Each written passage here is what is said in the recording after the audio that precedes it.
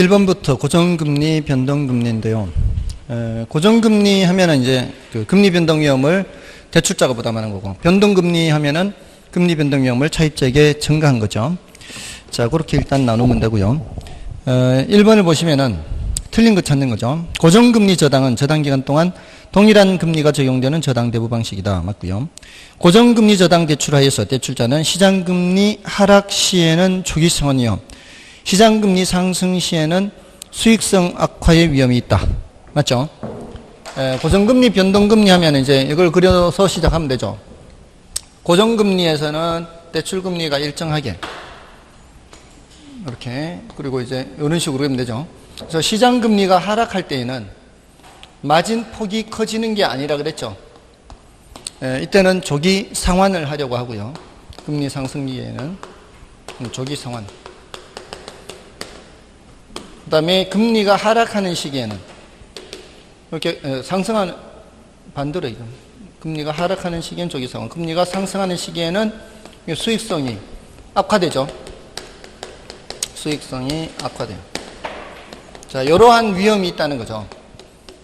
그러니까 금융기관한테는 이게 불리하니까 변동금리로 넘어가게 되는 거죠.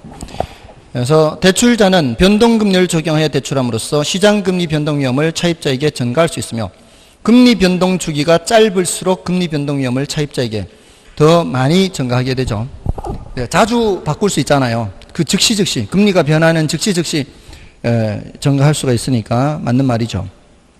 그 다음에 4번, 변동금리 저당 대출 시 대출자가 금리 상승기에 신속히 금리를 인상하고 금리 하락기에 금리 인하를 하지 않거나 지연하게 되는 것은 대출자의 도덕적 해이라 할 수 있다. 도덕적 해이에 대해서 앞에서 어디서 나왔었는가 하면은 시장 실패와 관련해서 나왔었어요. 시장 실패의 원인에 외공불비가 있었죠. 그 외공불비의 비대칭 정보가 있었죠. 그 비대칭 정보의 역선택 또는 도덕적 해이했어요. 그게 한쪽은 정보를 갖고 있고 한쪽은 정보를 갖고 있지 않은 경우에 비대칭이라고 하죠. 자, 이럴 때 정보를 갖고 있는 쪽에서 정보를 갖고 있지 않는 쪽에 안 좋은 행동을 하는 거죠. 그게 도덕적 해이예요. 이런 도덕적 해이는 고정급을 받는 직장인들한테서도 나타나고요. 지금 이런 경우에도 나타나고요. 또 정유업계 있죠. 휘발유 가격이 올라갈 때는, 국제 유가가 올라갈 때는 신속히 휘발유 가격을 올리죠. 근데 국제 유가가 떨어질 때는 찔끔찔끔 내리거나 서서히 그냥 아주 천천히 내리는 거죠. 그 이유가 소비자들이 아는 정보가 한정되어 있다는 거예요. 자기네들은 잘 알아요. 얼마나 올라가는지. 근데 소비자들은 얼마나 올라가는지에 대해서는 몰라요. 그냥 올라간다는 사실만 알 뿐이죠. 그러니까 그거를 이용해서 이런 행동들을 하는 것을 모두 다 도덕적 해이라고 얘기를 하는 겁니다. 그 다음에 다른 조건이 동일한 경우 변동금리 조건이 고정금리 조건보다 금리가 더 높다. 변동금리 조건이 고정금리 조건보다는 금리가 더 낮죠. 그래서 5번이 틀렸습니다. 다음에 넘어가셔서 22번, 23번 다 마찬가지 고정금리 변동금리인데요. 23번을 보겠습니다. 22번 여러분 보시고요.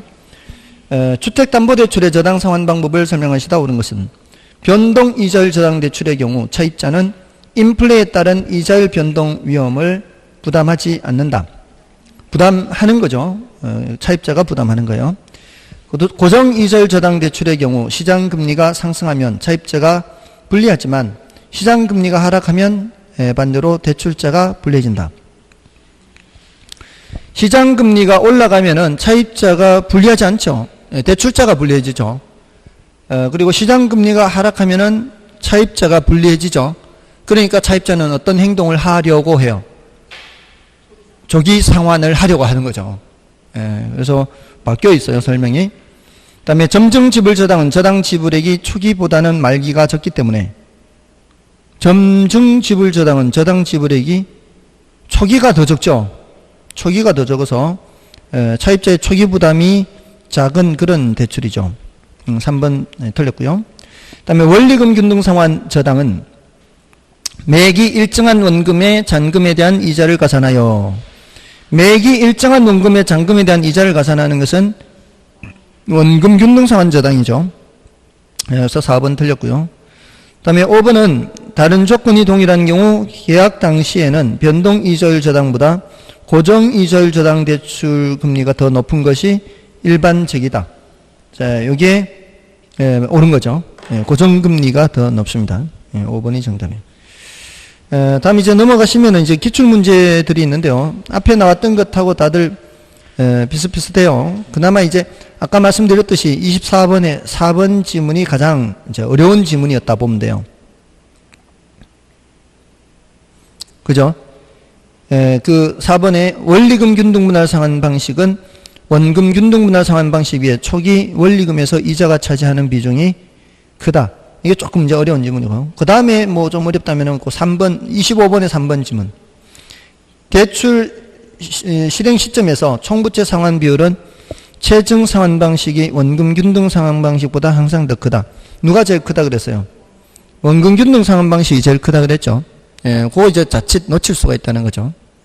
뭐 그 정도입니다. 그 외에는 난이도가 높지는 않아요. 순간적으로 원리금이냐 원금이냐 요거 때문에 틀릴 수는 있어도요. 그다음에 이제 26번은 어려운 거 아니에요. 첫 회니까 원금 균등이든 원리금 균등이든 첫 회는 안 어렵습니다. 이거는 이제 여러분들이 봐주십시오. 다음에 넘어가셔서 이제 저당 유동화를 보면 되겠습니다. 저당 유동화.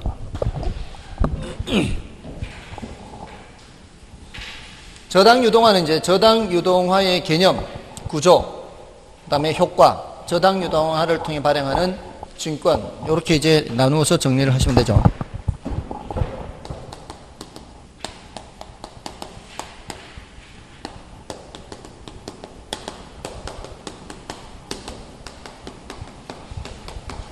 이렇게요. 저당 유동화라는 것은 개념은 현금화를 말하는 거죠. 은행이 갖고 있는 채권을 팔아서 현금 마련하는 거죠. 그래서 원래는 이렇게 저당 차입자와 1차 금융기관 여기서 이제 대출을 해주게 되면은 채권을 갖게 되면서 돈이 차입자에게로 넘어가죠. 계속 대출을 해주다 보면은 1차 금융기관이 갖고 있는 현금이 부족해지죠. 그럴 때 여기 2차 금융기관에게 갖고 있는 채권을 양도해서 현금을 마련하는 거죠. 이게 바로 저당 유동화라 그랬죠. 근데 2차 금융기관, 한국주택금융공사 같은 곳이죠. 엄청난 규모의 채권 집합을 갖게 됩니다. 계속 여기저기서 채권을 사게 되면은. 그러면 2차 금융기관도 돈이 부족해지게 되고요. 그럼 2차 금융기관은 돈을 마련하기 위해서 증권을 발행한다 그랬죠. 그래서 증권을 사는 투자자들이 증권 매입 대금을 지불하면은 돈이 이쪽으로 넘어오는 거죠. 자, 이렇게 해서 채권을 양도해서 증권화를 통해서 현금을 마련하는 게 바로 저당 유동화, 저당 채권 유동화 이렇게 얘기할 수 있죠. 여기 증권화를 포함해서 얘기를 할 수도 있다 그랬죠. 그 다음에 이제 구조를 얘기할 때는 이제 1차 저당 시장과 2차 저당 시장 이렇게 구분한다 그랬죠. 1차 저당 시장은 차입자와 1차 금융기관으로 이루어져 있고요. 2차 저당 시장은 1차 금융기관에서부터 투자자까지 연결되는 게 2차 금융시장이죠. 2차 저당 시장. 자, 이게 짧게 그린 이유가 1차 금융기관이 직접 채권을 여기에 양도할 수 있고요. 또는 1차 금융기관이 증권을 발행할 수도 있기 때문에 짧게 그렸죠. 1차 저당 시장에 등장하는 인물들은 차입자와 1차 금융기관. 2차 저당 시장에 등장하는 인물들은 1차 금융기관에서부터 투자자까지. 여기는 유동화 중개기관이라고 그랬죠. 유동화가 이루어지는 시장은 몇 차 시장? 유동화가 이루어지는 시장은 2차 시장. 유동화가 이루어진다는 얘기는 자금이 공급되는 시장이라고 그랬죠. 자금이 공급되는 시장 2차 시장. 공급된 자금이 대출되는 시장 1차 시장. 채권이 만들어지는 시장 1차 시장. 뭐 이런 식으로 이제 구조에서 정리를 하시면 되고요. 효과는 우리나라는 1차 금융기관 때문에 도입됐다 그랬죠. 1차 금융기관이 채권을 팔아서 현금을 쉽게 마련할 수 있도록 하기 위해서. 그러니까 1차 금융기관의 유동성을 높여주기 위해서 도입됐다. 그 과정에서 차입자들이 대출을 받기가 더 쉬워진다. 그리고 투자자들 입장에서는 새로운 형태의 증권이 개발돼서 포트폴리오 구성이 좀 더 용해진다, 다양해진다, 이렇게 얘기를 할 수가 있고요. 다음에 2차 금융기관을 통해서 정부는 한국주택금융공사 같은 2차 금융기관을 통해서 주택 경기를 안정화시키는데 도움을 줄 수가 있다, 이런 얘기들 했습니다. 이게 이제 효과에서 얘기하는 거죠. 주체별로 효과를 보면 되고요. 그다음에 증권은 MBS죠. 여기서 발행하는 이 증권, MBS는 따로 이제 더 정리를 해야 되죠. MBB, MPTS, MPTB, CMO 이렇게 정리를 하면 돼요. 1번부터 보겠습니다. 저당 유동화. 1번에 저당 유동화에 관한 다음 설명 중 옳은 것은 1번 저당 유동화란 저당 금융 차입자와 금융기관 사이에서 저당 채권이 형성되는 것을 말한다. 저당 채권이 형성되는 것은 몇 차 시장이에요? 1차 시장이죠. 1차 시장이기 때문에 저당 유동화와는 거리가 있죠. 저당 유동화는 몇 차 시장에서 이루어져요? 2차 시장에서 이루어지는 거죠. 그래서 틀렸습니다. 그 다음에 2번에 저당 유동화 구조 중 주택 구입 자금 차입자에게서 증권의 투자자에게로 갈수록 수익률이 높아져야 투자자들이 증권에 투자할 것이다. 언뜻 보면은 맞는 것 같아요. 이쪽에서 이쪽으로 갈수록 수익률이 높아져야 투자자들이 투자할 것 같지 않냐. 수익률이 좋아야. 근데 그럴 수가 없죠. 여기서 적용되는 수익률이 뭐예요? 저당 이자율, 저당 수익률. 이자율이란 말이에요. 저당 수익률, 이자율 같은 말이에요. 자, 근데 여기서 이쪽으로 넘길 때, 채권을 팔 때, 원리금을 차입자들이 1차 금융기관한테 지불하다가 채권자가 얘가 바뀐다고 해서 차입자가 2차 금융기관한테 바로 원리금을 상환하는 게 아니라 그랬죠. 원리금은 여전히 누구한테 주는 거예요? 1차 금융기관한테 주면은 1차 금융기관이 요거를 전달할 때 심부름값 받는다 그랬죠.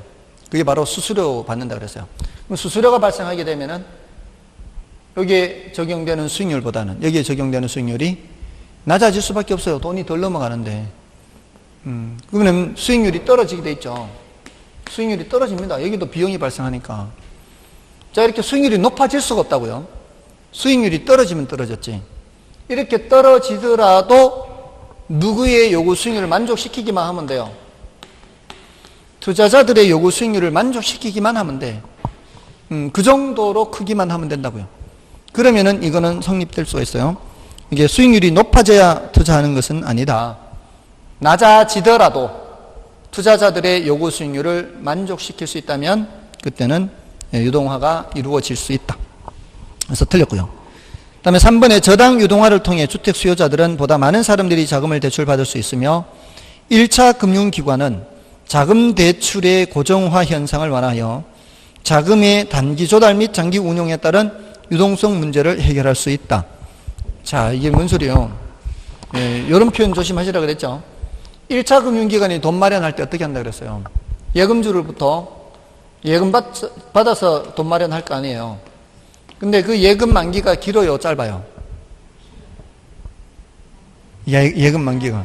예금 만기는 짧죠. 1년에서 길어봐야 한 3년. 근데 대출은 10년, 20년, 30년 길단 말이에요.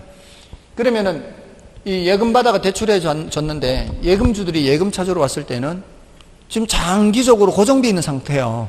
그러니까 찔끔찔끔 회수가 되는 거죠. 1년 만에 회수돼 봐야 얼마 되겠어요?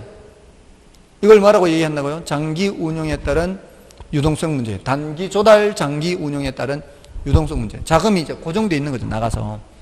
그래서 돈이 부족할 때 어떻게 한다고요? 이 채권을 팔아서 현금을 마련하는 거죠. 그래서 고정화 현상을 완화하여 자금의 단기 조달 및 장기 운용에 따른 유동성 문제를 해결할 수 있다. 옳은 표현이에요. 옳은 거예요. 다음에 저당담보증권은 주택저당 채권을 담보로 발행하는 증권이며 전형적인 지분증권에 해당한다. 지분증권이 아니라 부채증권이죠. 부채증권. 이 MBS는 모두 다 부채증권이에요. 정해진 이자 주는 거죠. 부채증권. 다음에 저당담보증권에 투자하는 투자자 입장에서는 기존의 자산 포트폴리오보다 다양한 포트폴리오를 구성할 수 있으며 개별 저당을 직접 구입할 경우보다 수익률이 높아지는 장점이 있다. 개별 저당을 직접 구입하는 것보다는 이게 위험이 적고 이제 번잡한 게 줄어들기 때문에 수익률이 낮아집니다. 수익률이 높아질 수가 없어요. 개별 자동을 직접 구입하는 것이 수익률은 더 높은 거죠. 그래서 틀렸고요. 정답은 3번이고요. 그 다음에 2번도 볼까요? 저당 유동화 제도를 통해 얻을 수 있는 기대 효과에 대한 설명으로 틀린 것은 주택금융기관은 채권 매각으로 현금을 확보함에 따라 자기 자본 비율을 안정적으로 유지할 수 있다. 자, 요거는 주택금융기관은 채권 매각으로 현금을 이제 확보하면 원래 이제 채권 1억 하면은요, 이게 현금 1억하고 채권은 이게 위험자산이에요, 안전자산이에요? 채권은 위험자산이에요. 부도 날 수 있으니까. 채권은 부도가 날 수 있어요, 늘. 그 대출받은 사람이, 모든 사람이 다 상환하나요? 부실채권 하는 거 있잖아요, 부실채권. 부도 나는 경우가 있어요. 근데 그런 경우에 이제 담보물로서 충분히 이제 회수가 되면은 괜찮은데 안 되는 경우도 있잖아요. 그래서 채권은 평가액이 1억보다 낮아요. 충당금이라는 거 들어보셨어요? 충당금을 설정해요. 손해율에 따라서. 그러면 이게 평가액이 1억보다 낮아요. 대신 뭐에 기회가 있어요?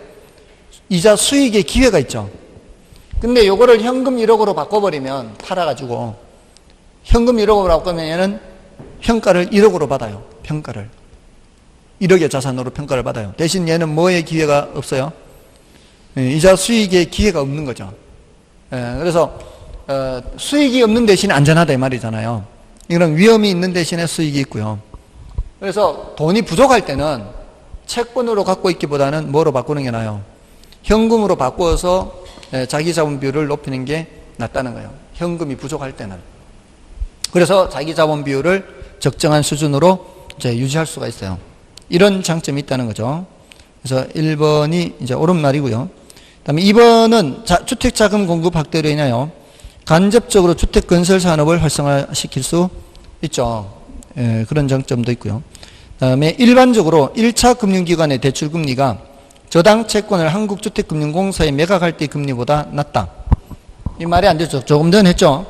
한국주택금융공사에 매각할 때 금리는 여기에서의 1차 저당 시장에서의 수익률보다는 낮아지게 되죠. 이쪽이 낮아요. 오른쪽이. 오른쪽으로 할수록 낮아지는데 지금 여기가 더 낮다고 했잖아요. 그래서 틀린 거예요. 그 다음에 4번. 차입자의 상환 능력으로 볼 때 연간 소득 대비 주택가격 비율이 클수록 이 제도가 정착되기 어렵다. 자, 연간 소득 대비 주택가격 비율이 뭐예요? 연간 소득 대비 주택가격 비율이 뭐예요?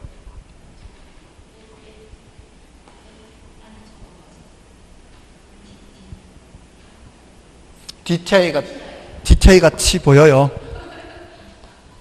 DTI 같이 보이는 게 아니고요. DTI가 아니고요. PIR이에요, PIR. 거기 뭐라고 돼 있어요? 연간소득, 요거는 맞아요. 연간소득은 DTI도 연간소득이 들어가요. 근데 분자가 다른 거죠. 여기 분자가. 이게 분자예요. 분자 분모 비율이에요. 여기를 PIR 할 때는. P가 프라이스예요. 주택 가격이에요. DTI가 아니고 PIR이에요, PIR. 이게 10이라면 이 말이에요. PIR이 10이라면 이게 뭔 뜻이에요? PIR이 10이면 주택가격이 연간소득의 10배란 얘기잖아요. 여러분 조시는 거 아니죠? 여러분 교재에서는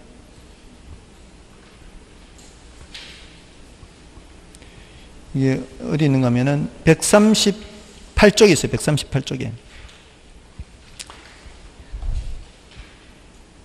138쪽에 1번에 2번에 있어요.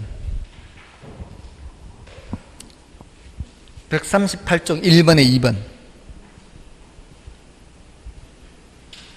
부동산 문제 있죠? 2번 지문에 뭐라고 되어 있어요? PIR이란 주택가격을 연간 소득으로 나눈 값으로서 그 값이 클수록 주택 구입의 시간이 오래 소요된다는 것을 의미한다. 혹시 안 했나요? 한 흔적이 있어요, 없어요? 한 흔적이 있죠. 그럼 뭐 밑빠진 독에 물 붓기니까 어차피. DTI는 뭐예요? DTI는 연간 소득분의 원리금 지불의 원리금. 그러잖아요. 물론 기타 부채에 대한 것도 포함해서 그래서 총부채 상환비예요. 됐나요? 자, 이것이 높다는 건 뭐예요? 그만큼 소득 수준이 낮다 또는 집값이 비싸다 이 소리예요. 자, 이게 높으면 이 말이야. 다시 288쪽으로 가서 289쪽으로 차입자의 상환 능력으로 볼 때 연간 소득 대비 주택가격 비율이 크다면 이거 대출받기가 쉬워요, 어려워요? 대출받기가 어렵잖아요. 소득 수준이 낮으니까. 이게 대출이 이루어져야 이게 무슨 유동화가 되고 뭐가 되죠. 그래서 맞는 말이에요. 다음에 저당 유동화를 통해 충분한 자금을 확보하기 위해서는 저당 수익률이 투자자의 요구 수익률보다 높아야 하죠. 투자자의 요구 수익률보다 저당 수익률이 높아야 돼요. 얼마만큼 이 구조가 유지될 수 있을 만큼 충분히 높아야 된다 이 말이에요.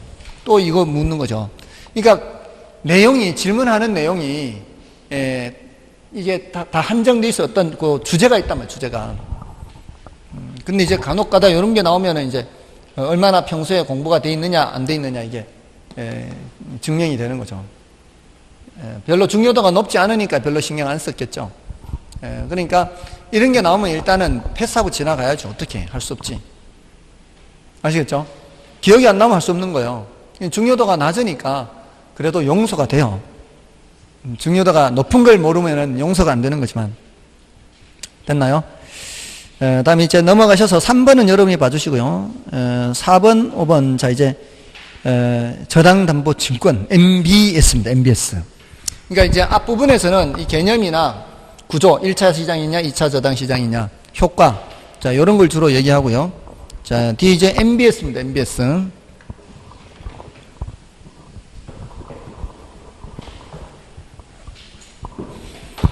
자, 그 중에 4번을 보십시오.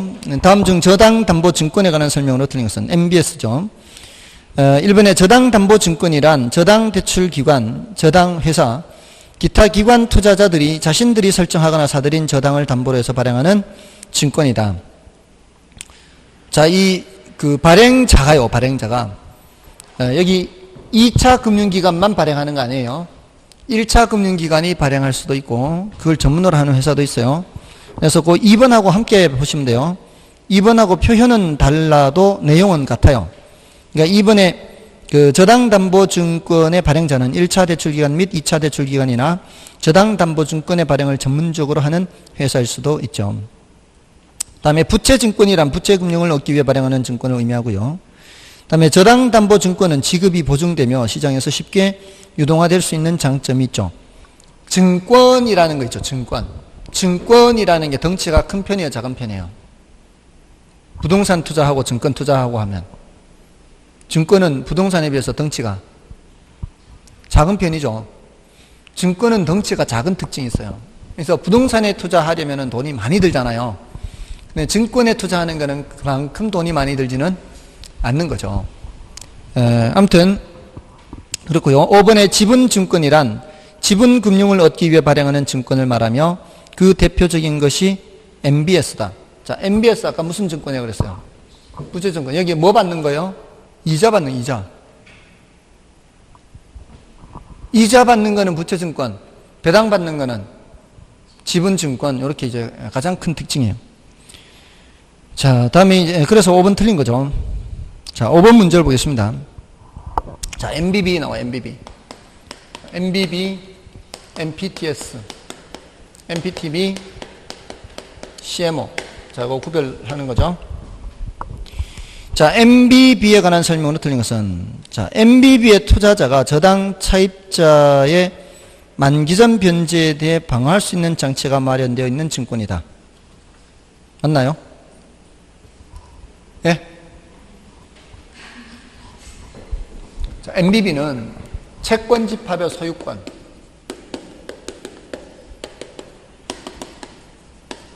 그다음에 원리금 수취권. 이거 다 누가 갖고 있는 거예요? 발행자가 갖고 있잖아요. 권리를 발행자가 갖고 있다는 얘기는 위험 부담도 발행자가 하는 거예요. 그죠? 자, 그러니까 콜 방어라는 게 뭐라 그랬어요? 콜 방어. 콜을 했을 때 안 갈 수 있는 거잖아요. 이 콜 방어는 투자자의 콜 방어, 투자자가 콜 방어하는 거예요. 투자자의 콜 방어. 자, 발행자가 오라고 했을 때 얘네들이 가야 돼요? 안 가도 되는 거예요? 콜 방어를 할 수 있다는 거는. 안 가도 되는 거잖아요. 얘네들이 조기 상환을 해도 누구는 조기 상환할 수 없어요? 발행자는 조기 상환을 할 수가 없는 거죠. 맞나요? 얘네들이 채무 불이행을 해도 2차 금융기관은 채무 불이행하면은 안 되잖아요. 얘네들은 안 갚아도 얘는 갚아야 된다고. 얘네들이 조기 상환해도 얘는 조기 상환하면은 안 된다고요.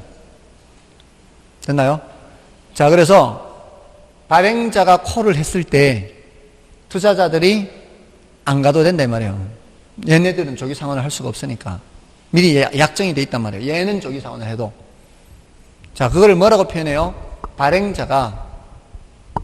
발행자의 만기 전 변제에 대해서 투자자가 방어를 하는 거. 이걸 뭐라고 한다고요? 콜 방어라고 해요. 근데 그 지문을 다시 읽어보세요. 1번에. 1번에 누구의 만기 전 변제? 저당 차입자의 만기 전 변제에 대해서 방어하는 거예요. 발행자의 만기 전 변제에 대해서. 발행자의 만기 전 변제에 방어하는 거죠. 틀렸어요. 그래서 굉장히 어려운 지문이에요. 굉장히 어려운 지문이에요. 뭐라고 해야 되는 것을 발행자의 만기 전 변제에 대하여 이렇게 해야 되는 것을 저당 차입자의 만기 전 변제에 대하여 이렇게 얘기하고 있잖아요. 굉장히 어려운 지문이에요. 자칫하면은 틀려요. 그래서 그거는 이제 어려운 지문이니까 일단 개념을 정확하게 알고 있느냐 이걸 보는 거예요. 됐습니까? 됐나요? 누구의 만기 전 변제에 대해서? 발행자의 만기 전 변제에 대해서 방어하는 것을 콜 방어라 그래요. 그래서 1번 틀렸어요. 근데 2번은 MBB는 저당 채권에 대한 원리금 소취권과 소유권을 발행자가 보유하는 것으로 자산 매각을 통해 자금을 조달하는 MPTS와는 다르죠. 이 MBB는 모두 다 발행자 부담하면서 채권형이죠. 돈을 빌리는 거라 그랬잖아요. 누구한테 돈을 빌리는 거예요? 투자자들한테 돈을 빌리는 거예요. 그리고 만기 전 변제가 없도록 약정이 다 돼 있다고요. 근데 요거는 뭐라 그랬어요? 자산 매각이라 그랬죠. 무슨 형? 지분형이라 그랬죠. 이 채권 집합을 누구한테 파는 거예요? 채권 집합을 투자자한테 팔아버리는 거죠. 그러니까 투자자들이 이 채권 집합을 공유하는 거예요. 투자자들이 공동으로 소유하는 거예요. 그럼 이제 이 채무자들이에요. 이 채무자들이 누구한테 공동으로 채무를 진단 말이에요. 이 투자자들한테 공동으로 채무를 진다 이 뜻이에요. 됐나요? 그럼 이 둘 사이의 채권 채무예요. 이제 중간에 얘네들은 빠지는 게 MPTS예요. MPTS는 이제 다 팔아버렸기 때문에 얘네들은 중간에서 돈이 넘어오면 패스만 해주면 되는 거예요. 됐나요? 이 사람들이 예를 들어 여러분들이 MPTS에 투자한 투자자들이다. 그러면 최초에 여기 돈을 빌렸던 이 사람들이 여러분한테 공동으로 채무를 지고 있는 거예요. 근데 여러분 중에 누구는 돈이 많아서 MPTS 증서를 많이 산 사람이 있고 누구는 적게 산 사람도 있을 거 아니에요. 그러니까 여러분들이 갖고 있는 권리가 조금씩 다 다르잖아요. 그래서 요거를 지분형이라고 해요. 지분형. 지분을 갖고 있는 거예요. 근데 요거를 지분증권이라 그러면 안 돼요. 부채증권이 지분형인데 뭐에 대한 지분이에요? 이 채권 집합에 대한 지분을 갖고 있는 거예요. 그러니까 채권자인데 여기에 채권 집합에 대한 권리가 조금씩 다른 거죠. 어떤 사람은 10%의 권리를 갖고 있고 어떤 사람은 5%의 권리를 갖고 있다면 여기서 차입자들이 원리금을 갚은 금액이 어떤 달에 1,000만 원이 들어왔어요. 어떤 달에 1,000만 원이 쉽게 그냥 100만 원이 들어왔다 칠게요. 100만 원이 들어왔어요. 그럼 여기 권리를 10% 갖고 있는 사람한테는 100만 원 중에 10만 원 주면 되는 거예요.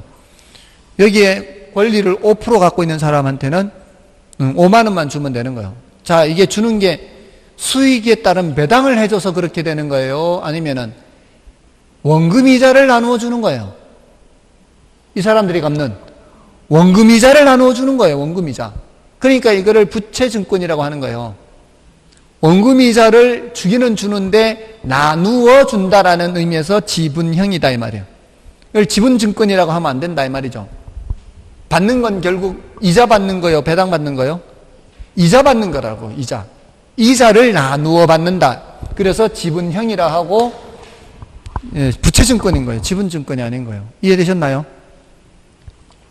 예전에도 이거 알고 계셨나요? 아니면 이번에 알게 됐나요? 아니면 아직도 잘 모르겠나요?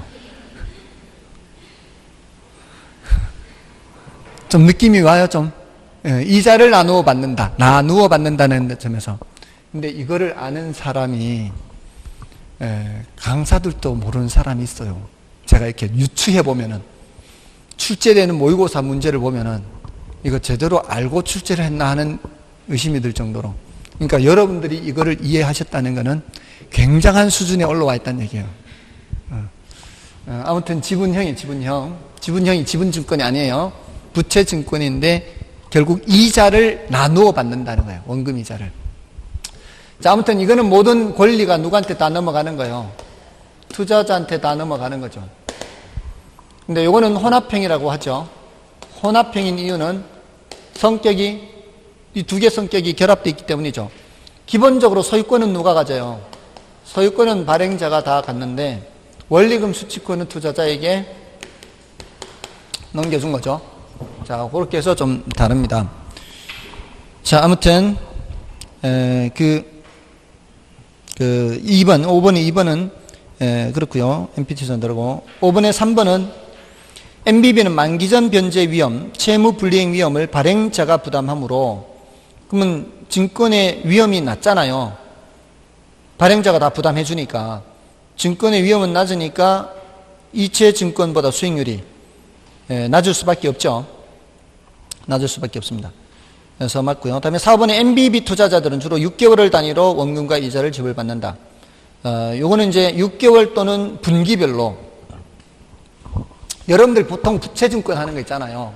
회사채 같은 거 이런 게 분기별 또는 반기별로 이자를 많이 줘요. 매달이 아니고 분기별, 반기별로. 그러니까 이것도 MBB도 그런 식으로 분기별, 반기별로 많이 이자를 줘요. 근데 MPTS는 그렇지 않아요. MPTS는 왠지 아세요? MPTS는 이 사람들이 돈을 넘기면 중간에 얘네들은 무슨 역할밖에 안 해요? 심부름꾼 역할밖에 안 하는 거예요. 패스 하는 거죠. 근데 여러분들 대출 받으면은 은행에다가 매달 상환하지 않나요? 분기별로 상환하나요? 매달 상환하잖아요. 그럼 매달 돈이 넘어올 거 아니에요? 그럼 매달 넘겨주는 거예요. 패스 그냥 계속. 매달. 그건 MPTS예요. MPTS는 패스 하는 거는 매달 그냥 패스하는 거예요. MPTS는 매월 단위로 넘어가는 거예요. 근데 MBB는 분기별 또는 반기별 이렇게 하는 거죠. 다음에 5번은 MBB는 차입자의 조기 상환이나 채무 불이행에 대비해 초과 담보를 유지해야 하므로 MBB 발행액은 주택저당 채권액보다는 적다. 맞나요? 초과 담보를 유지해야 된다면 이 사람들한테 돈을 빌릴 때 MBB 발행한다 그랬잖아요. MBB 발행하는 게 투자자한테 돈 빌리는 거예요. 근데 담보가 되는 채권 집합은 1,000억이라면 채권 집합이 1,000억이라면 MBB 발행액은 1,000억보다는 어때야 돼요? 요거보다는 적어야 될 거 아니에요. 예를 들어 800억. 요게 바로 빌리는 돈의 크기란 말이에요. 그래야 이 초과 담보 한 200억이 있는 거죠. 그래서 초과 담보액을 설정한다. 이 소리는 MBB 발행액이 채권 집합 총액보다는 적다. 이렇게 되는 거죠. 됐나요? 지금 어느 정도 이해를 했다면은 시험 칠 때까지 제발 좀 안 잊어먹었으면 좋겠죠. 근데 또 까먹겠죠. 그럼 뭐 또 하면 되지. 앞으로 또 할 기회 더 있어요. 이게 9월 달에 또 동영 모의고사에 또 하죠. 그럼 또 이제 마무리 정리할 때도 또 한 번 하고, 그럼 계속 반복하면은 뭐 생각나겠죠. 자, 다음 이제 6번도 보시고 6번. 지분형 증권인 MPTS예요. 좀 전에 이제 MBB 봤잖아요. 지분형 증권 MPTS. 여기에 대한 설명으로 틀린 것은 1번에 모 저당에서 발생하는 현금 흐름에 대한 지분과 모 저당의 소유권 혹은 소유권의 지분을 모두 누구에게 매각한다? 투자자에게 매각하는 거죠.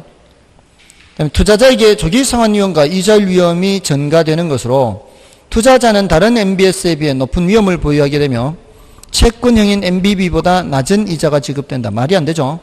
높은 위험을 부담한다면 그만큼 높은 수익이 지급되는 거죠. 그래서 틀렸고요. 다음에 MPTS는 MBB와는 달리 원리금의 지불이 주로 매월을 단위로 이루어집니다. 바로 패스 되는 것이기 때문에. 다음에 4번에 발행기관의 대차 대조표에서는 MPTS 발행액만큼 저당 채권이 감소하며 이에 대응하는 현금이 증가하는 변화가 일어나게 된다. 왜 대차 대조표에서 MPTS 발행액만큼, MPTS 발행액 여기 파는 거죠. 이게 MPTS는 매각하는 거잖아요. 매각하면은 이게 이 투자자들이 1,000억짜리를 사는 거죠.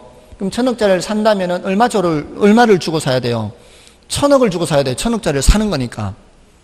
그때 발행하는 게 MPTS니까 이때는 MPTS 발행액하고 채권 집합 총액이 같은 거예요.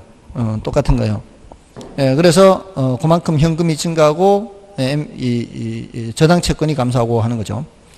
다음에 5번에 원리금에 대한 현금 흐름이 차입자로부터 MPTS 투자자에게 연결되는 방식이다. 왜 그러겠어요? 패스 되니까.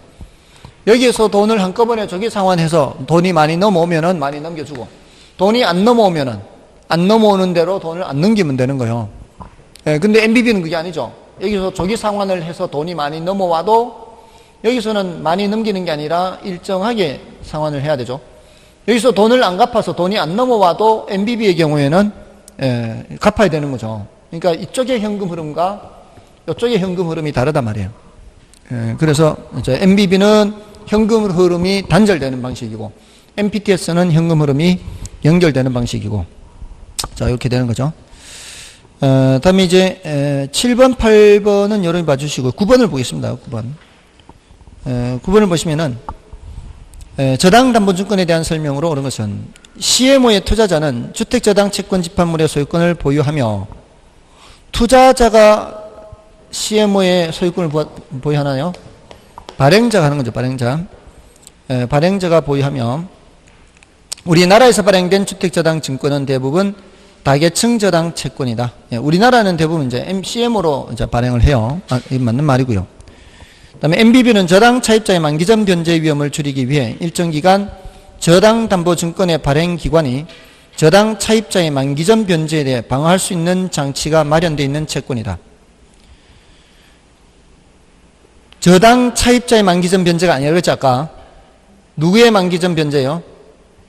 발행자의 만기전 변제 위험을 줄이기 위해 일정 기간 저당 담보 증권의 발행 기관이 저당 차입자의 만기전 변제에 대해 방어할 수 있는 저당 장치, 발행 기관이 만기전 변제에 대해서 방어하는 게 아니죠. 투자자죠, 투자자. 저당 차입자의 만기전 변제 위험을 줄이기 위해 이걸 뭐라고 바꿔야 돼요?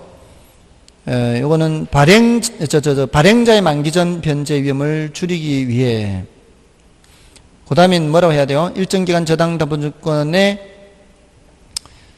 투자자가 발행 기관이 아니고 투자자가 저당 차입자의 만기전 변제에 대해가 아니고 발행자의 만기전 변제에 대해 방어할 수 있는 장치가 마련되어 있는 채권이다. 이렇게 해야 되죠.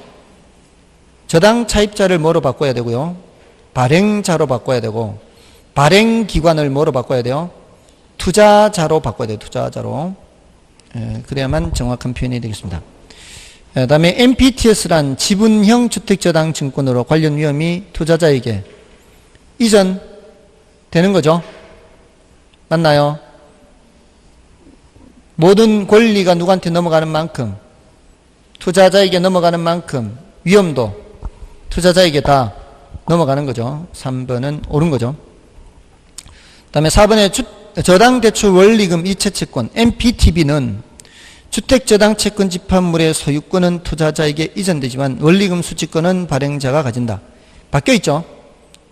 혼합형은 기본적으로 소유권은 누가 갖고 있고 발행자가 갖고 있고 원리금 수취권은 투자자에게 넘어가고 바뀌어있어요. 4번. 다음에 5번은 지분형 증권은 투자자에게 조기상환위험과 이자율 위험이 전가되는 것으로 맞죠? 투자자는 다른 MBS에 비해 높은 위험을 보유하게 되며 채권형인 MBB보다 낮은 이자가 여기 틀렸죠? 아까 앞에 나왔죠 이거? 위험이 큰 만큼 높은 이자가 지급된다라고 해야 되겠죠? 그래서 5번 틀렸고요. 그 다음에 10번은 여러분이 봐주시고요. 뒤에 넘어가셔서 11, 12, 13번 자, 요 내용들을 좀 보겠습니다. 11번은 주택금융에 관한 설명으로 오는 것은 1번에 주택저당채권 담보부 채권의 투자자는 대출금의 조기상환에 따른 위험을 부담한다. MBB 투자자는 대출금의 조기상환에 따른 위험을 부담하나요? 부담하지 않는다 그랬죠 아까. 이거는 이제 전부 다 발행자가 부담해야 돼요. 그래서 1번 틀렸고, 다른 조건이 동일할 때 변동금리 주택담보대출의 조정 주기가 짧을수록 더 자주 바꿀 수 있잖아요. 그럼 금리 변동 위험을 누가 더 많이 부담하는 거예요? 차입자가 더 많이 부담하는 거죠. 그래서 틀렸고, 금리 상한 변동금리 주택담보대출은 차입자가 채무 불이행할 위험이 커지는 게 아니고 작아지죠. 금리 상한을 설정하는 거는 뭐 때문에 설정하는 거예요? 이렇게 있으면 금리 상한 설정을 이렇게 하는 이유가 뭐예요? 혹시라도 차입자들이 이제 계속 시장 금리 올라갈 때 올라가면 채무 불이행할 것 같으니까 설정하는 거 아니에요. 이렇게 설정하면은 차입자들이 채무 불이행할 위험이 작아지는 거죠. 그래서 틀렸고요. 그다음에 한국주택금융공사는 장기 모기지론에 소요되는 자금을 정부 출연기금을 통해서 조달하고 있다. 지금 한국주택금융공사가 이거 장기 모기지론에 소요되는 자금 어떻게 해요? MBS 발행하자 지금. 이거 한주금이 하는 일이 뭐예요? MBS 발행해가지고 자금 마련해서 그걸로 장기 모기지론 공급하잖아요. 그래서 틀렸고요. 그다음에 다계층 저당증권의 투자자는 저당채권의 풀에 대한 소유권을 가지면서 이게 아니고 위에 거죠. 5번 위에 5번이죠. 다계층 저당증권에서 선순위 증권의 신용등급은 후순위 증권의 신용등급보다 높다. 당연하죠. 선순위가 1저당, 2저당 할 때 1저당 개념과 같은 거예요. 그러니까 선순위 증권은 신용등급이 높고 후순위는 등급이 낮고 5번은 옳은 거예요. 다음에 12번도 좀 보시고요. 우리나라 자산유동화 증권제도는 한국주택금융공사법에 의해 도입되었다. 이거 ABS를 말하는데요. ABS는 자산유동화에 관한 법률이에요. 자산유동화 법률.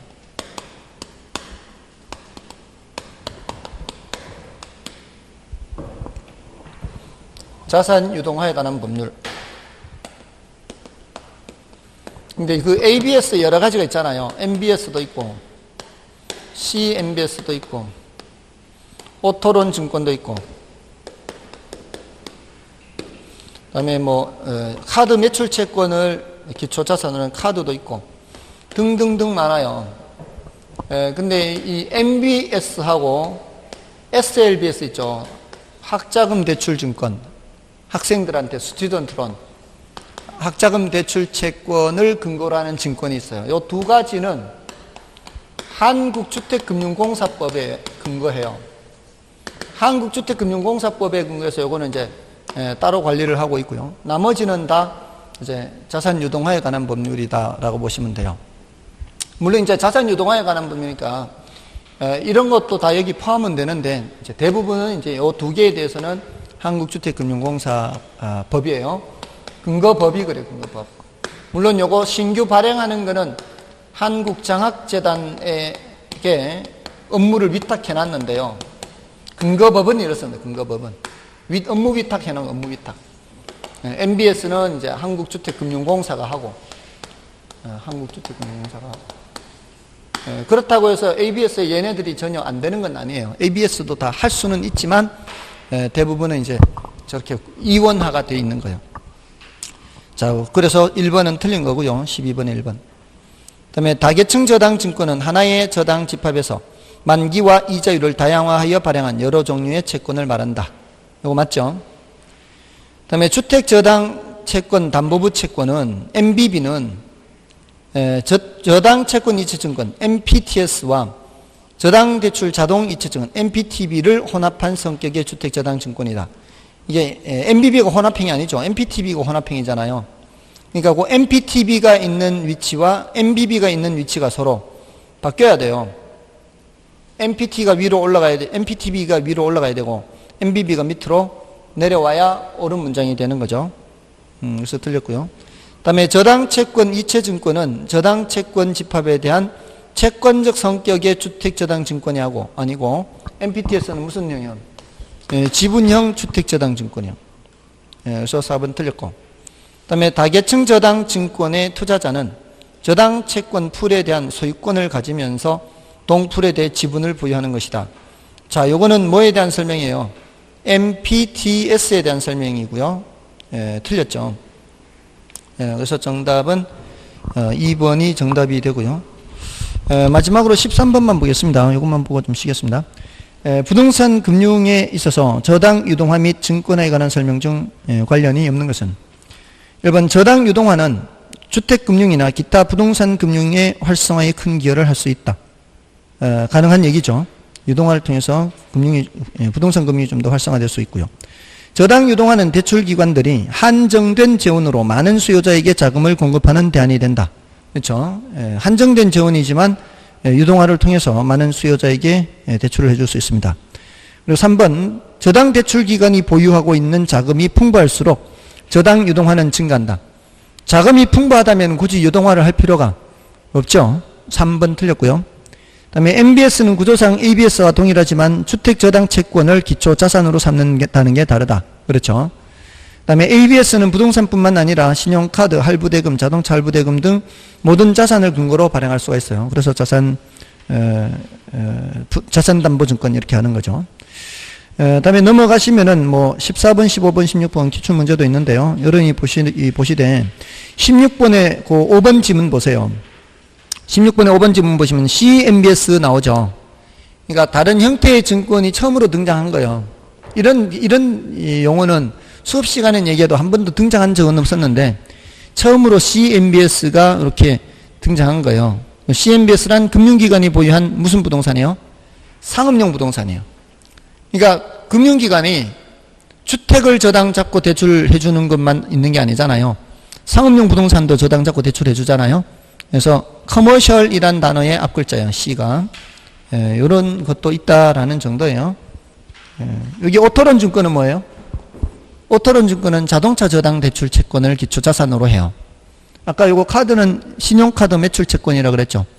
그러니까 여러 가지 채권이 기초 자산이 될 수 있다는 거죠. 신용카드 매출 채권, 자동차 대출 채권, 요거는 상업용 부동산 대출 채권 뭐 이런 식입니다. 이런 정도예요. 좀 쉬고 이제 자금 조달 방법 들어가면 되겠습니다.